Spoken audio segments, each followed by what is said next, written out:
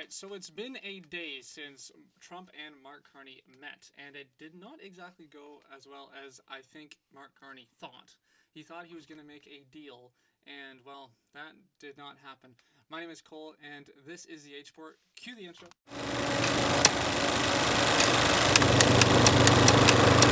Alrighty, so the Governor of the Bank of Canada, also known as Mark Carney 2.0, I'm just kidding. It's just Mark Carney's old position. He is speaking right now, so we're going to watch that, and then we'll go from there. And good morning.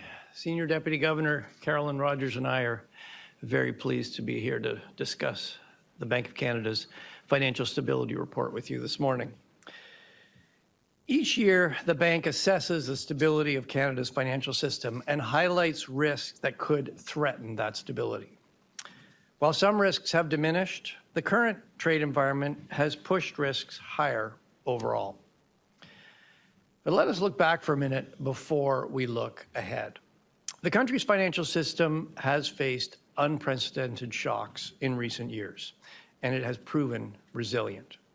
Households, businesses, banks, and other financial institutions weathered the upheaval of the pandemic and the sharp rise in inflation and interest rates that followed.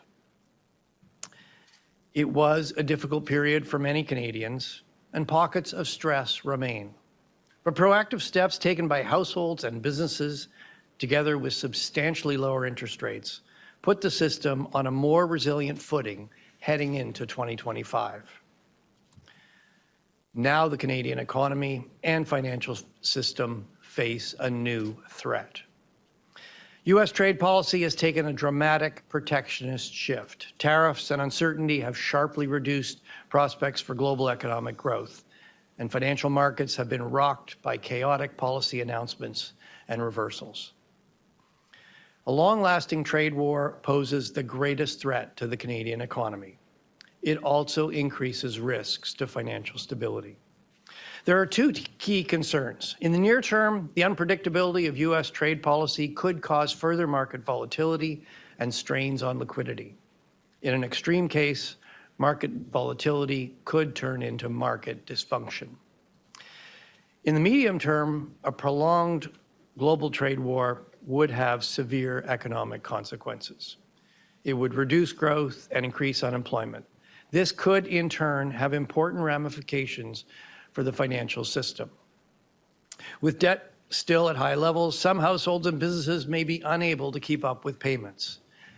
If loan losses occur on a large enough scale, banks could cut back on lending in response. This would exacerbate the economic downturn and put more pressure on businesses and households. What we are evaluating in this report are the indications of stress in the overall financial system. There are many uncertainties. We still don't know what tariffs will remain, whether they'll be reduced or escalated, and how long all of this will last. That makes it particularly difficult to anticipate the risks to the financial system. In our April monetary policy report, we presented two illustrative scenarios to show how a trade war could affect the economy. In the FSR, we focused on the more severe of those scenarios to explore how the trade war could affect different parts of the financial system. To be clear, our analysis is not a projection. It's an assessment of vulnerabilities, pockets of existing or potential stress that could spread across the financial system. So let me now turn to the Senior Deputy Governor to outline these vulnerabilities and how they affect the four key sectors of our financial system: households, businesses, banks, and institutions known as non-bank financial intermediaries. This is a broad category including finance companies, pension funds, insurance companies, and fund managers. Carolyn. Thank you, Governor. I'll start with households. Total debt relative to disposable income is lower than it was a year ago, but still high by historical standards. Despite lower interest rates, signs of financial stress have risen over the past 12 months, particularly in households without a mortgage. For example, the share of these households that are behind on credit card or auto loan payments has continued to go up. Among households with a mortgage, about 60% are facing renewal this year or next. Most of those renewing will see their payments rise because they took out their mortgage during the pandemic when rates were at historic lows. But the average increase in payment will be smaller than we expected a year ago. Still, if a large shock causes job losses, it'll be harder for some households to keep up with their debt payments. A prolonged trade war may be that shock. It would cause demand for Canadian exports to fall. It would disrupt supply chains, threatening jobs and incomes. Workers in trade-dependent industries could find it particularly difficult to continue managing their debt. A prolonged trade war would also matter for businesses. Most Canadian businesses have managed to adjust to past interest rate increases, and the surge in small business insolvencies last year proved to be temporary. But businesses in trade-related sectors, especially those with high debt, low profitability or cash reserves, could also fall behind on debt payments. A strength in our financial system is that Canadian banks are well positioned to absorb higher credit losses. Banks have increased their capital buffers in recent years, and more recently they've also increased their provisions for credit losses, and these both bolster their resilience. Liquidity levels remain high, and access to funding for banks is also good. But if credit losses occur on a large enough scale, banks could cut back on lending in response.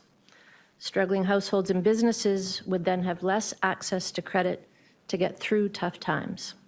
This cycle could exacerbate the economic downturn. In the non-bank financial sector, the growing presence of hedge funds in the market for Government of Canada bonds raises some concerns. Government bond markets are the foundation of the financial system, and they need to function smoothly for all other markets to work well. The increased activity by hedge funds has helped absorb increased issuance of government debt, keeping yields lower and liquidity higher. But hedge funds have also taken on increasingly large amounts of leverage to fund their purchase of government bonds. And this makes them more likely to pull back from these crucial markets in periods of stress, introducing added volatility. The recent gyrations in the U.S. Treasury market clearly illustrated this risk. If the trade war causes a larger spike in volatility than we've seen so far, leveraged hedge funds might rush to sell their holdings. That could strain liquidity across core markets, increasing stress throughout the financial system. Moreover, the growing connection between banks and non-bank financial institutions could make it easier for stress to spread. Against that backdrop of increased market volatility, and given their importance in the government bond markets, hedge funds need to make sure that they're prepared to respond to sudden liquidity needs without disrupting broader market functioning. It's time to wrap up. The Canadian system is resilient. Despite high indebtedness and the economic turbulence of the pandemic, households, businesses, and banks weathered a rapid increase in interest rates. That was a big test, and the system proved to be a source of stability. But we must all remain vigilant. Vulnerabilities remain, and there is another test on the horizon. By identifying vulnerabilities, we can help the financial system prepare for future stress. We're watching developments closely and remain in regular contact with financial system participants and with other authorities in Canada and globally. A stable, resilient financial system that absorbs shocks rather than amplifying them benefits every Canadian. Well, I went in a certain way. Obviously, they have to make it all look nice and dandy and all that stuff and kind of prop up Mark Carney a little bit.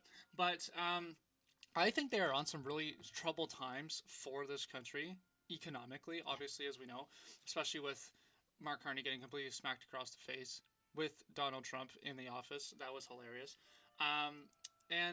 Yeah, I just don't think that this country is really on a good track, especially without the help of the U.S., especially militarily, and Trump's still bringing up the idea of the 51st state. I'm not saying that I condone that. I'm just saying that, I don't know. Anyways, Canada might not be for sale, but you never know. It might be one day. Maybe not today, maybe not tomorrow, but maybe a few years, especially if half the country leaves. Anyways, but thank you very much for showing for this video, and if you like this, subscribe, all that fun stuff, and have a good day.